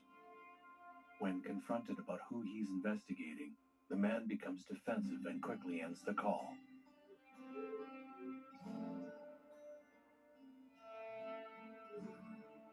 It turns out several women receive calls like this, all from a man claiming to be a magistrate. There are two very distinctive sets of phone calls that are made. However, the recipients in all of them are women between the ages of 19 and 39. The first set of calls takes place between September 28, 1987 and the end of November of 1987. The recipients are all asked to meet at a location near Bayard-Wilson-Corona Road. The second set of calls takes place between February 1st, 1988 and the day that Cathy Ford disappeared. The circumstances are identical except the women are all asked to meet near Bismarck Road. The number of women had been receiving phone calls. Nobody was ever hurt.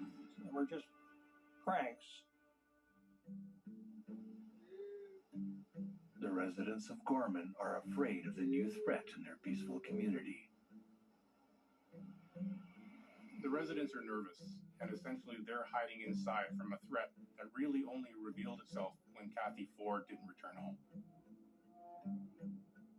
Some optimistic evidence is delivered in the form of a letter on March 2nd, 1988. 14 days after Cathy's disappearance, the letter is addressed to Cathy's parents, Rosalie and Richard Ford Jr.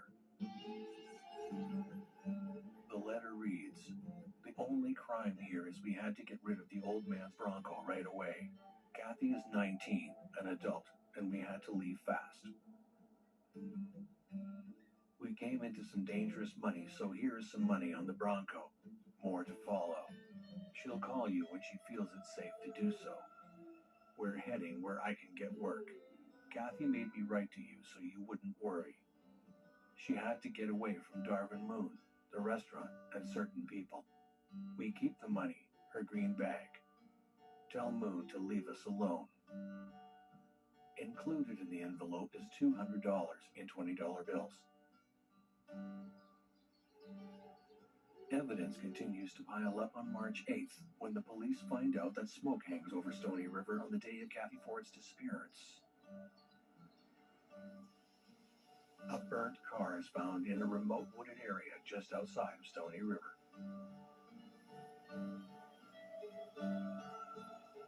If there's no body, there is no medical examiner investigators. We work with the police and specialists for cause and manner of death. And so in this case, I can't imagine the individuals in search for evidence and suspected arson occurred and has destroyed all of the evidence that may have been contained within the vehicle that the victim owned. The power of heat will congeal everything together, and sometimes you can't even determine if it was a part of a car or was that evidence. As the forensic investigation team obtained that burnt out vehicle as evidence, I mean, they would have found the remains of a human and bones or teeth, for that matter, anything, if the victim was present within her vehicle. But she definitely was not in the vehicle at the time. The car is found 100 yards from Paul Farrell's trailer beside Bismarck and Cherry Road. Police immediately notice bloodstains in the trailer.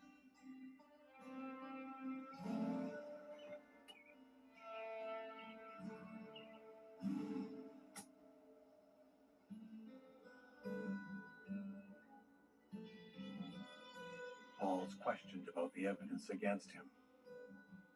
Paul denies hurting Cathy Ford in any way, but does confess that the two of them had a secret affair for several years. Paul is arrested on March 20th, 1988. He is kept in a cell until March 25th, when he is freed on a bail of $100 until he faces trial. I still can't believe she's gone. These past few days have been a whirlwind. There's so much to arrange. I just wasn't prepared. No, but your mother was. Yeah. Good thing you and Mom got those policies. I had no idea how expensive all this would be. I know. I didn't want to talk about it, but I'm glad she made us do it. And the payment is on the way already. It really was as fast as they said. Your mother always made sure we were prepared. I can't believe you both were able to qualify with your health issues. That's why we chose United of Omaha Life Insurance Company. There were no health questions, there were no medical exams, and our acceptance was guaranteed. Help your family prepare for the financial burden when your time comes. If you are between 45 and 85, you automatically qualify for up to $25,000 in life insurance coverage with United of Omaha. Policies start at just $6.38 a month, and your acceptance is guaranteed. You cannot be turned down for any health reason. There are no medical exams and no health questions. Plus, benefits can be paid within 24 hours, and unlike some policies, are payable from day one. I didn't think you would be able to get a life insurance policy on your fixed income. With United of Omaha, policies start at just $6.38 a month. And with the rate lock guarantee, my rate is locked in for life. A funeral could cost more than $9,000, and prices rise each year. Have you helped prepare your family to pay for these expenses when you're gone? With one call and as little as 5 minutes, you can qualify for up to $25,000 in life insurance coverage. Just like your mom, taking care of us even after she's gone. Help take care of your loved ones after you're gone with a guaranteed acceptance life insurance policy from United of Omaha today. Call 800-708-6420. That's 800-708-6420. 800-708-6420. Call today. 1 second, Grandma. This guy's gonna buy my car. Okay, you need Carvana. Entering plate number. No accidents, right? No. Generating offer. Carvana can pick it up tomorrow. That's an amazing offer. Sell your car the easy way with Carvana. I have bad bunions. Future me. And no bunions. How? Lapiplasty corrects bunions at the source. Lapiplasty. Learn more at lapiplasty.com. Risks include infection, pain, and loss of correction. Why is Navage perfect for allergies? People who have allergies will have lots of problems. If someone's exposed to allergens, they can get rid of those immediately by washing out the nose. Navage works by pulling saline in one nostril, through the nose and out the other nostril, sucking out allergens, mucus, dust, and germs. Experience on-the-spot relief so you could breathe easier, sleep better, feel healthier. If you have seasonal allergies, Navage can help. Available at major retailers or online at Navage.com. Coming up next on True Crime Network.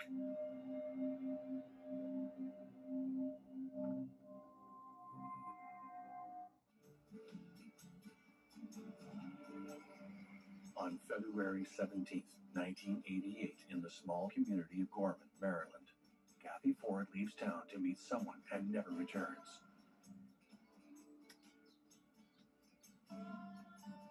The police have identified their prime suspect, Paul Farrell. Paul is a deputy sheriff in Grant County, where Gorman resides.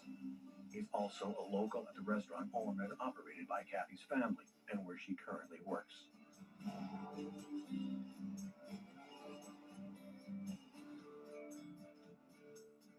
When questioned, he reveals that he and Cathy have been having a secret affair for a number of years.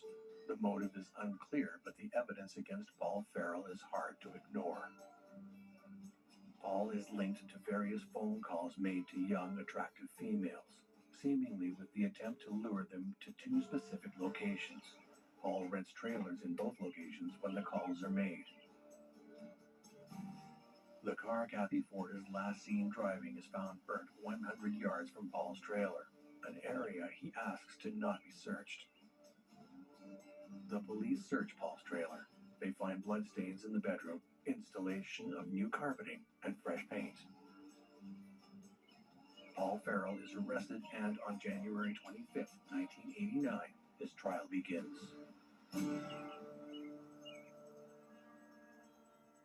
Paul Farrell is being charged with kidnapping, second-degree murder, and third-degree arson. Paul pleads not guilty to all charges. In this case, there's no body and there's no murder weapon. So not only is it going to be a challenge for the prosecution to show that Paul Farrell is the one who committed this crime, but that the crimes that they're alleging even occurred in the first place. So what they're going to have to do is try to gather all of the evidence that they can in absence of this direct evidence. So relying heavily on circumstantial evidence to prove to the jury beyond a reasonable doubt that Paul Farrell is guilty. What they're going to have to do, in addition to gathering that evidence, is also try to prove a motive and show evidence that Paul Farrell disposed of Cathy Ford's body in the way that they're alleging he did. The prosecutor addresses the jury and delivers his opening arguments.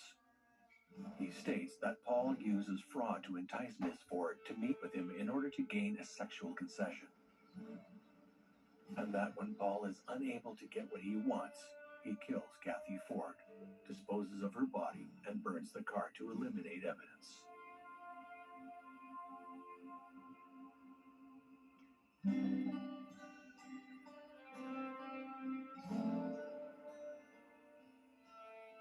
The prosecution present various phone calls to lure young women. In many of the phone calls, the man claims to be a magistrate. Both magistrates in the county are female. One of the magistrates and her assistant testify that Paul Farrell uses a payphone outside of their building between 10 and 11 in the morning of February 17th, 1988. The prosecution present evidence of 206 additional phone calls to libraries and bookstores across the country.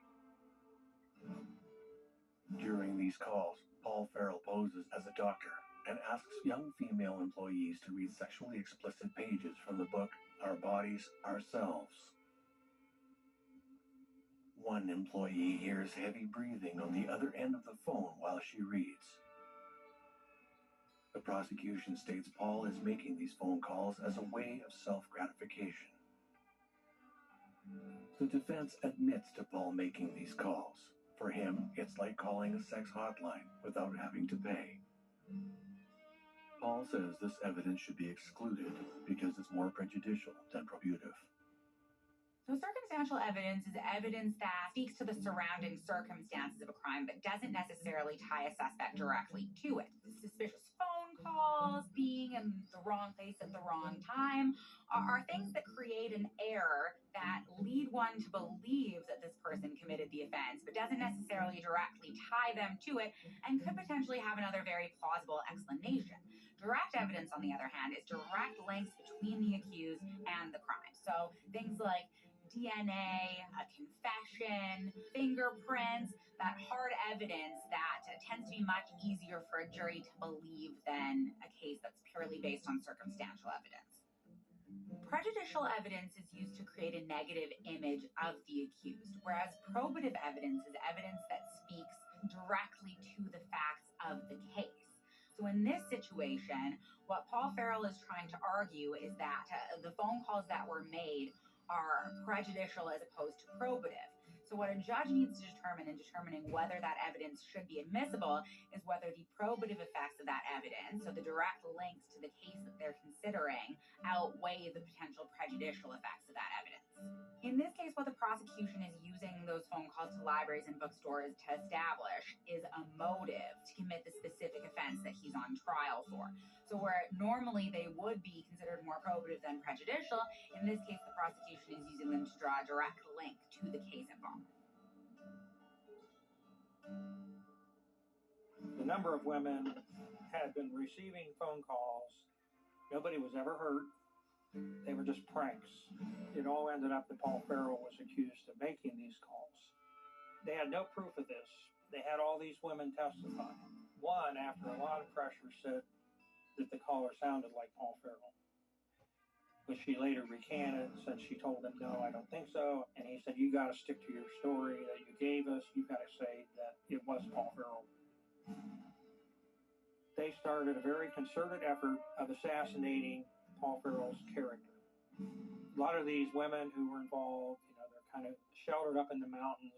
The deputies and even the FBI and the prosecutors started telling them horror stories about Paul Farrell, that he had been implicated in 9 rapes and murders when he worked out at Yellowstone Park. They were telling them all kinds of stories to make Paul look like a very dangerous psychopath based on no evidence whatsoever.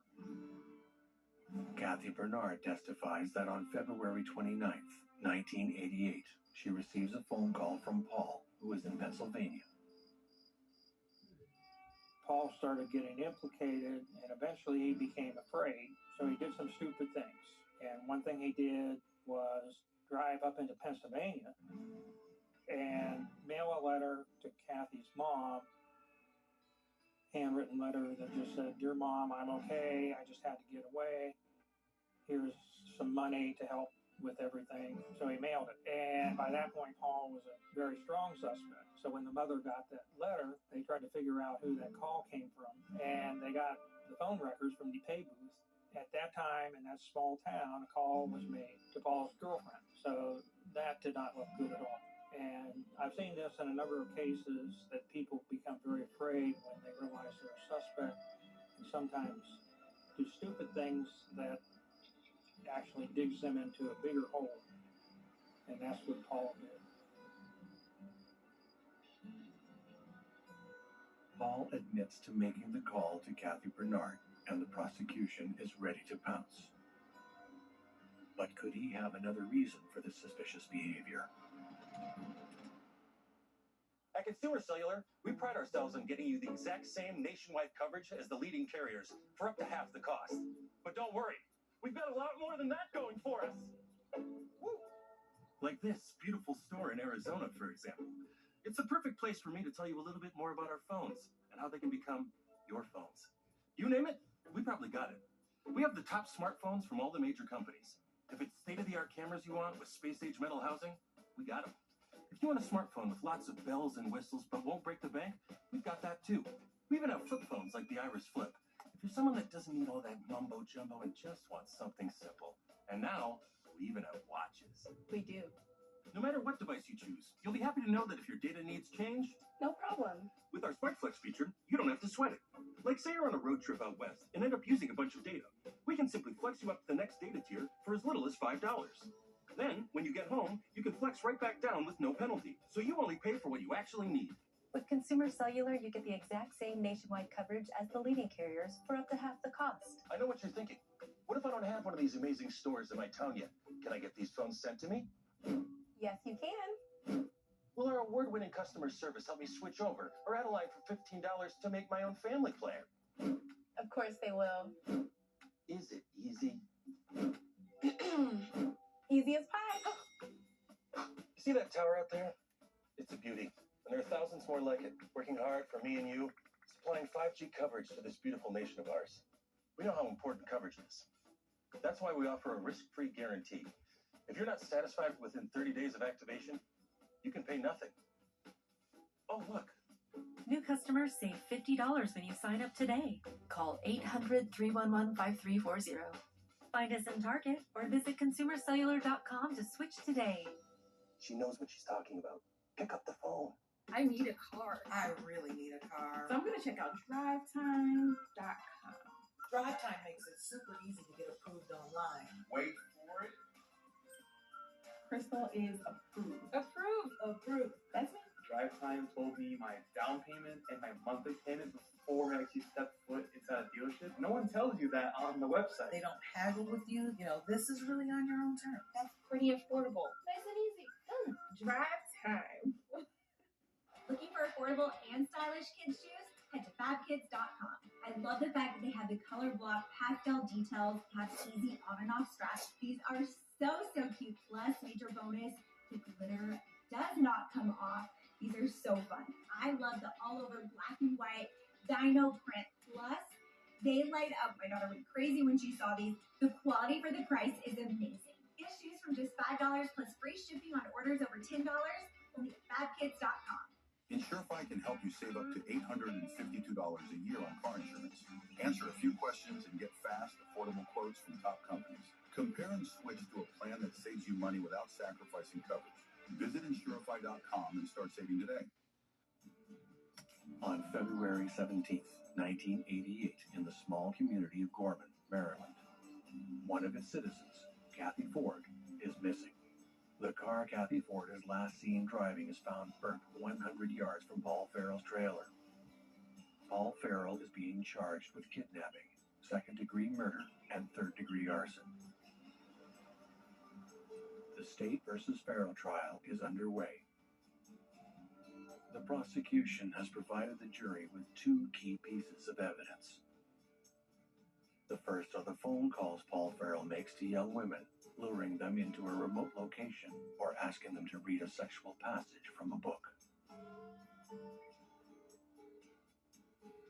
The second is the letter addressed to Cathy Ford's parents. The letter's in Paul Farrell's handwriting, along with the same amount of money Paul took out of his bank account days before. A burnt car is found behind Paul Farrell's trailer in an area he asked not to be searched. The car is set on fire intentionally and can be accessed by Paul without traveling on any main roads. The prosecution concludes that after Paul Farrell kills Cathy Ford, he drives the car away from his trailer and sets it on fire to destroy the evidence.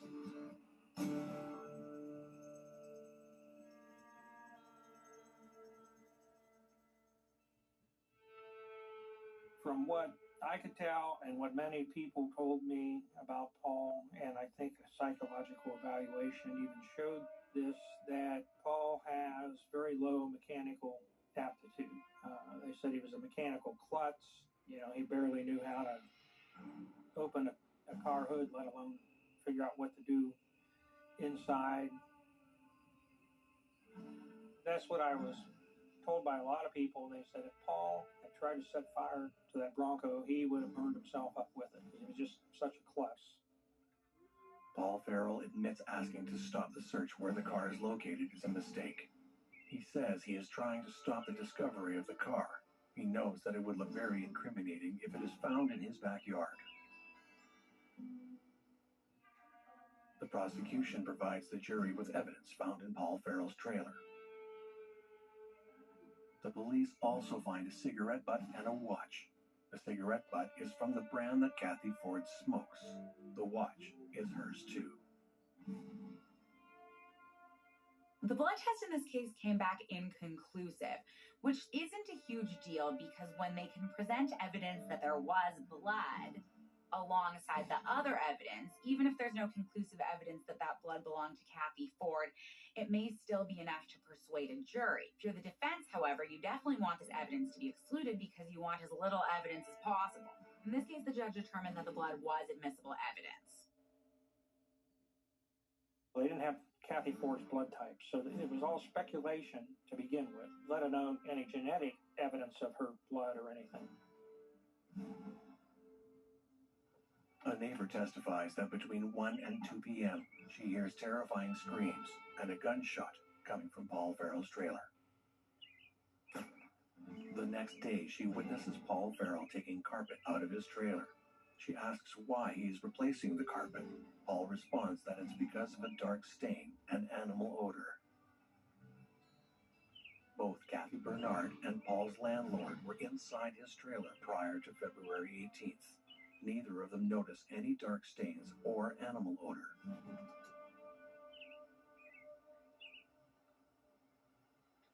The most crucial of whom was the woman who lived closest to Paul Farrell's trailer. And she testified at trial that she heard some banging, then she heard a scream, and then gunshots coming from Paul's trailer, and later she saw smoke. And finally, her husband said, slapped the table and said, "Damn it, woman, I don't know if you're going to tell the truth, but I am." So then he went into the story of how they terrified her, they kept coming back to her, they kept threatening her, that they would take their children from her. So she broke. So she agreed to sign a statement saying what she testified to.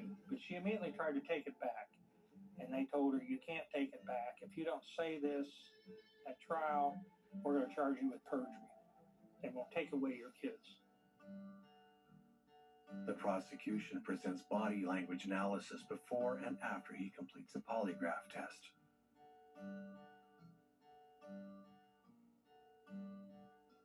I always tell people I'm trying to help to not take a polygraph exam. One way or the other, they'll use it against you. If you take it and pass, they'll say, "Oh, okay, we still think you're guilty." And there have been a lot of innocent people convicted, in part because they made the mistake of taking a polygraph exam. In most states, polygraph exams are not admissible for good reason because they've never been scientifically proven to be accurate, and most of the evidence points in the other direction.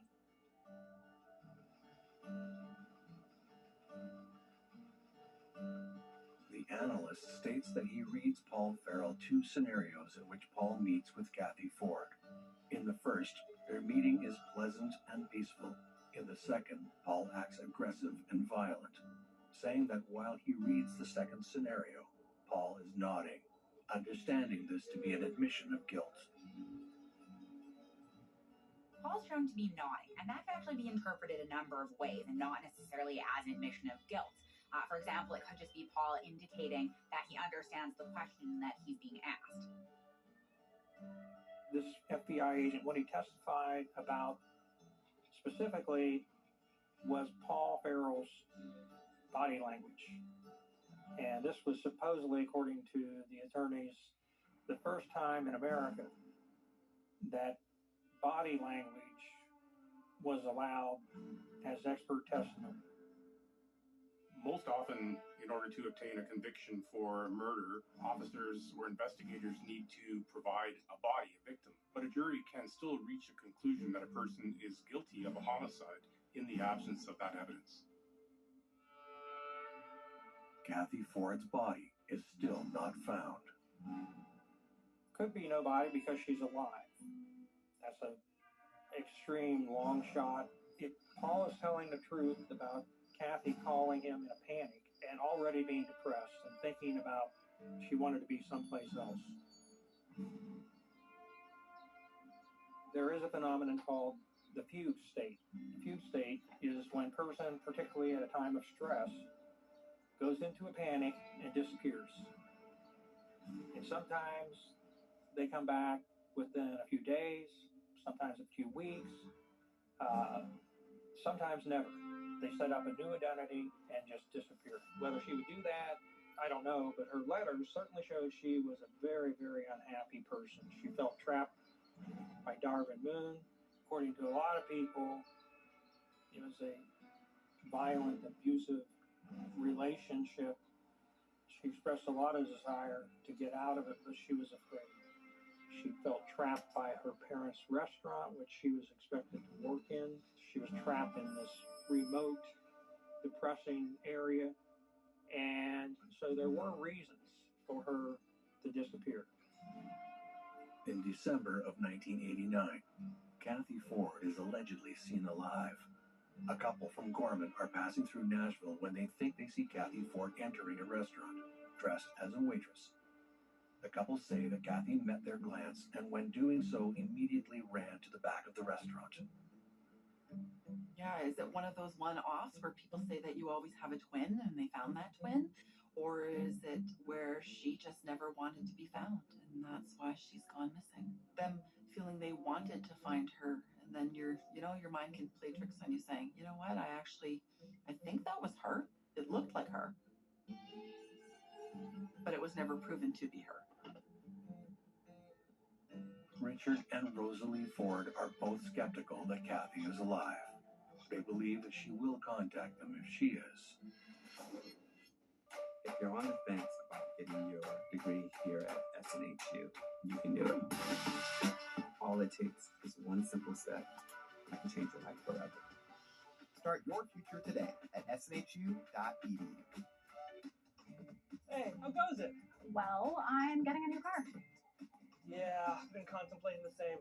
Carvana's convenient. Appreciate the tip. Yeah, anytime. How's it going over there? Hey, buy that car yet? Be here Thursday. You? It's a question for a more decisive me. Maybe I need to think about it more. I believe in you. You can do this. Come on. Definitely a no-brainer. Wow, decisive. Yeah, probably same-day delivery. Well, it only took you a few days. I know. However you buy your car with Carvana.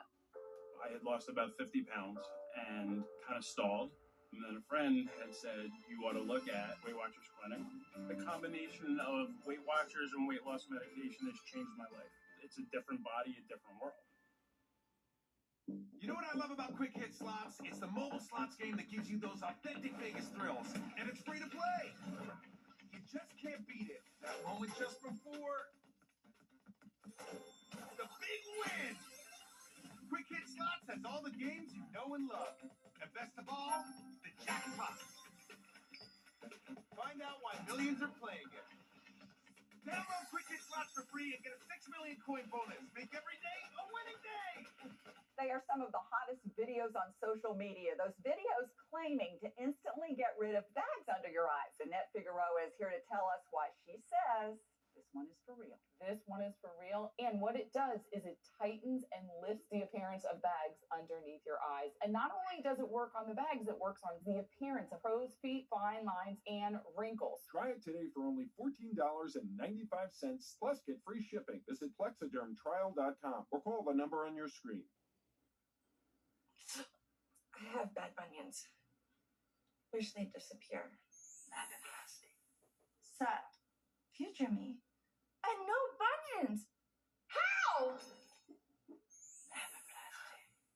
Lapiplasty corrects bunions at the source, meaning you're back in sneakers in weeks. Weeks! The future of bunion surgery is here. Learn more at lapiplasty.com. Risks include infection, pain, and loss of correction. Summer in Britain. It's a very beautiful, magical place. Sorry.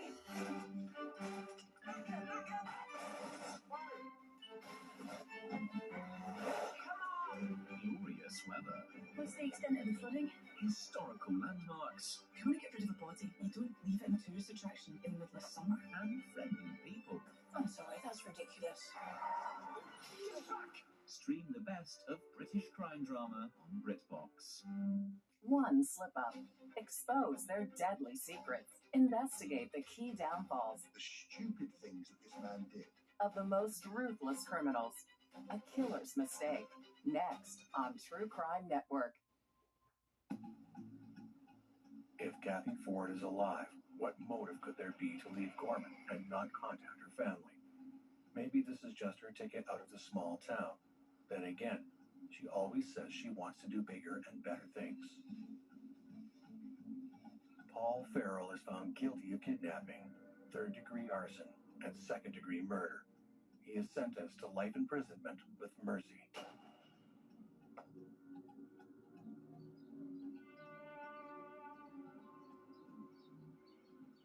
The Ford family feels justice is served. They continue their lives with a weight off their shoulders. Cathy's killer is behind bars, and her family finds solace. The dust settles, and life goes back to normal in Gorman. The threat that keeps many residents in their homes is gone, and the town takes a collective sigh of relief. Paul Farrell is behind bars, but many still believe he's innocent. And I got a copy of his prison intake psychological evaluation. And the psychologist remarked that he had none of the pathology that he would expect to see in a convicted killer. And then his attorney later had a forensic psychologist who did forensic psychological analyses for the CIA. So he was very respected and top-notch. And so he put Paul through a lot of tests and interviewed him in depth. And he said, I would be amazed that Paul Farrell could do something like this. He pointed out reasons why, and that he just didn't fit. There he was in prison for murder. And yeah, some people are good actors, but Paul's not that way. He wears his emotions on his sleeves. In 1990, Paul appeals his conviction to the West Virginia Supreme Court. His appeal is denied by a 3-2 vote. In 2001, West Virginia Governor Cecil Underwood commutes Paul Farrell's sentence. The order states that Paul Farrell's convictions are not supported by a body, a weapon, physical evidence, or eyewitness testimony. This grants Paul Farrell parole in 2002. And the governor went through all the evidence that raised doubts about Paul's conviction. On his last day in office, granted Paul clemency. Commuting a sentence means that they're not necessarily overturning the conviction and saying that that person didn't do it, but they're allowing them to serve the rest of their jail sentence in the community. In May 2004, the parole board grants Paul Farrell's release after serving 18 years. This case is replete with outrageous misconduct, and as I still look back at it, it's one of the most outrageous cases I've ever investigated in 30 years of doing this work.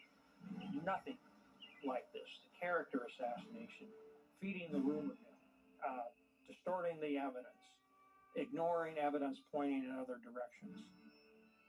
Some people on the scene have noticed that the grass and trees have not been affected by the burning of the vehicle.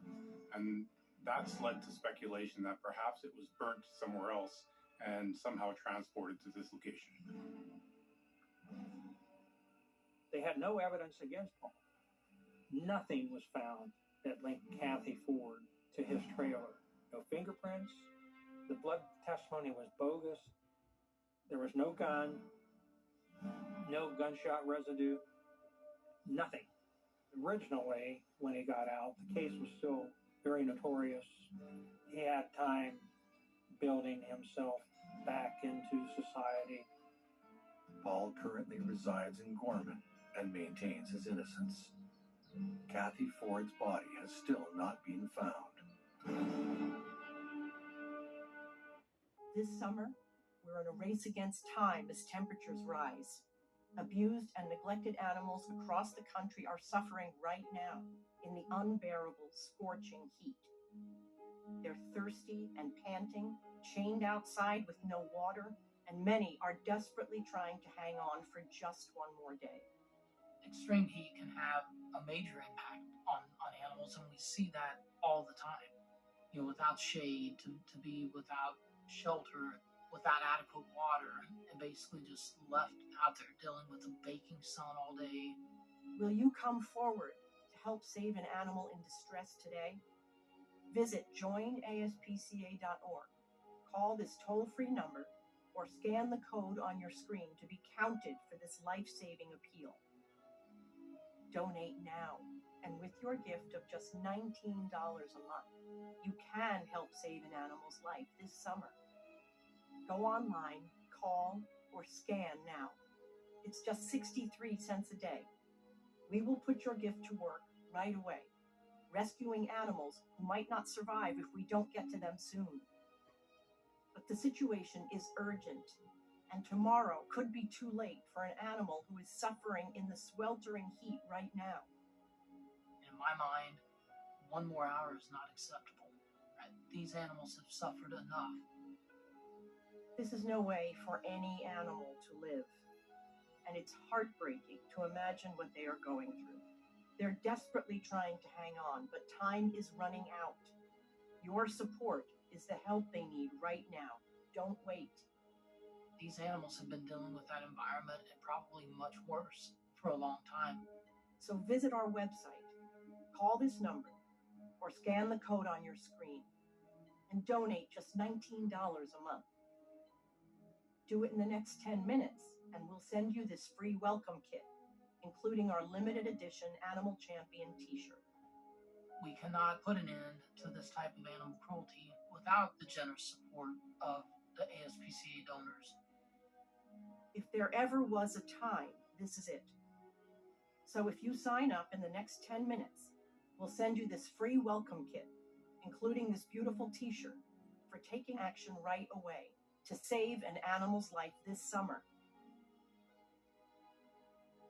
These animals have suffered enough, and maybe you're going to be the reason why those animals will never have to suffer again.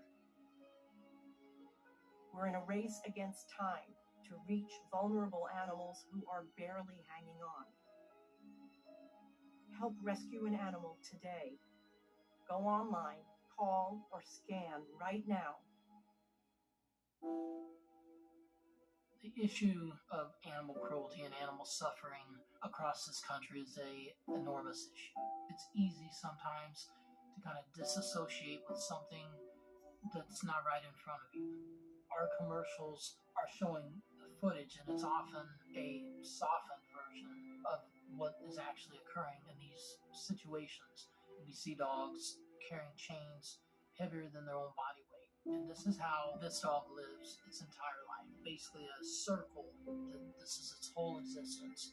We have found dogs with no protection from the elements, to be without shelter, without adequate water. Sometimes they're just left to languish until they die. And that's why we need your support more urgently than ever. So go online, call, or scan this code to save an animal who's suffering. When I think about the suffering that I see, and it's all terrible, it is so much more common than people think. And so much worse. But today, you can take one simple action to save an animal's life. Just scan this code, or you can visit our website or call this toll-free number and sign up with your $19 monthly gift. You will save lives. That's our promise. Do it in the next 5 minutes, and we'll send you this exclusive t-shirt and welcome kit.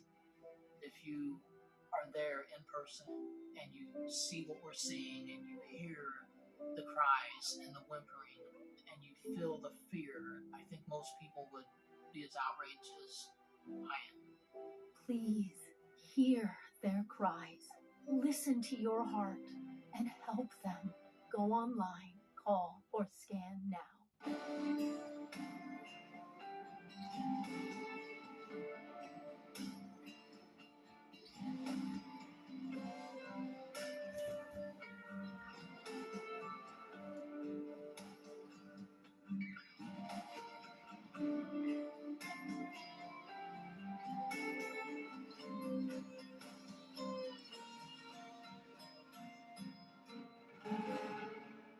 One slip up, exposed.